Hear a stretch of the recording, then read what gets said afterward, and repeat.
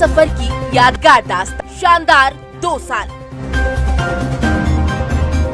मैं कोटा शहर में जश्न का माहौल बहुत है, पूरे हिंदुस्तान में है। और दूसरी बार ओम जी बिरला साहब लोकसभा स्पीकर बनने पर बहुत बहुत बधाई, बहुत बहुत शुभकामनाएं। और पूरे ऑल इंडिया में खुशी का माहौल है, जिसे ओम जी भाई साहब ने जो कार्य किए उसको आज दिखने को मिल रहे हैं। जय श्री राम। कोटा में कहने के नया जो विकास हो रहा है वो विकास कहने के आगे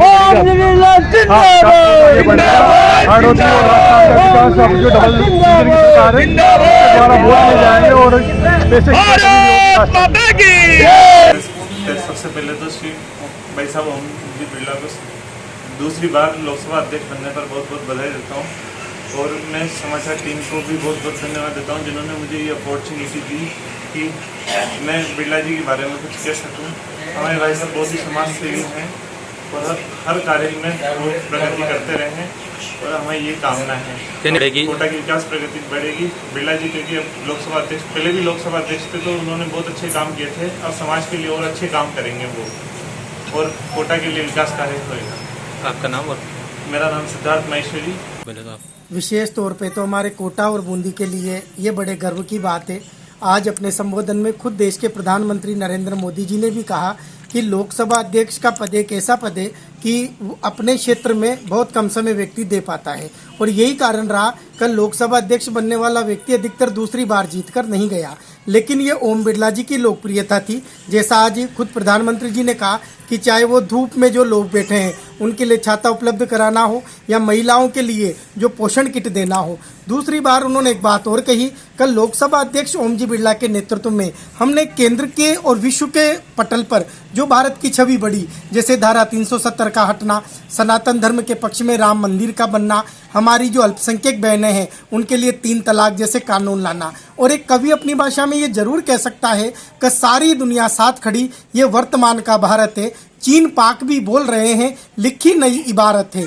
अब दुनिया के दादा हमको वीजा देते रहते हैं, वो पाकिस्तानी पीएम भी भारत को जीजा कहते हैं। जो भारत पर आंख उठे वो आंख फोड़ दी जाती है, जो भारत की तरफ बढ़े वो टांग तोड़ दी जाती है।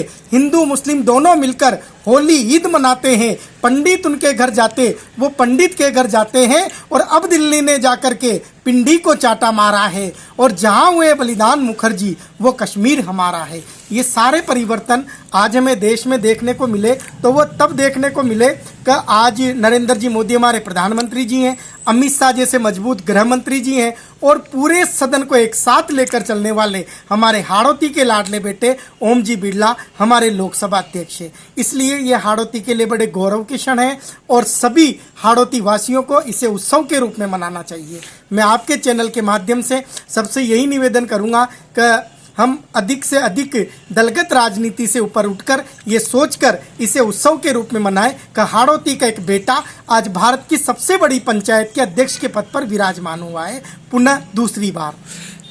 क्या लगता है कि कोटा में अब जो विकास का जो दौर है, विकास की जो पीछे था, तो अध्यक्ष बनने के बाद, लोकसभा अध्यक्ष बनने के बाद अब डबल इंजन की सरकार है, कहीं ना कहीं विकास की प्रगति हाड़ौती को मिलेगी? बिल्कुल, हाड़ौती के लिए जो एक मुद्दा काफ़ी दिनों से प्रतीक्षा में रहा वो था कि अंतर्राष्ट्रीय एक हवाई अड्डे का निर्माण यहाँ पर हो, और जिसकी हमने पहल भी देखी कि अपने कार्यकाल के अंतिम समय में जो राजस्थान सरकार के द्वारा उन्होंने एनओसी प्राप्त की और जो एक निश्चित राशि जमा करानी थी, जो अब तक जमा नहीं करवा पाई थी राज्य सरकार, वह जमा करवाई, तो लगभग 50% जो काम था वो पूरा हो चुका है। और अब हम ये चाहते हैं और खुद लोकसभा अध्यक्ष जी की भी ये इच्छा है कि इस वर्ष के अंदर ही एक अच्छा रेलवे नेटवर्क और सड़क मार्ग से जो बेहतर तरीके से जुड़ी है, चाहे वो नितिन गडकरी जी के द्वारा 8 लाइन का निर्माण हो, चाहे वो रेलवे का हो, लेकिन अब हम अंतर्राष्ट्रीय रूप में एक हवाई सेवा से भी जुड़ेंगे। ये कोटा की जो बहुत प्रतीक्षित मांग है ये निश्चित बार पूरी हो। आपका नाम? कवि भूपेंद्र राठौर, कोटा राज्य।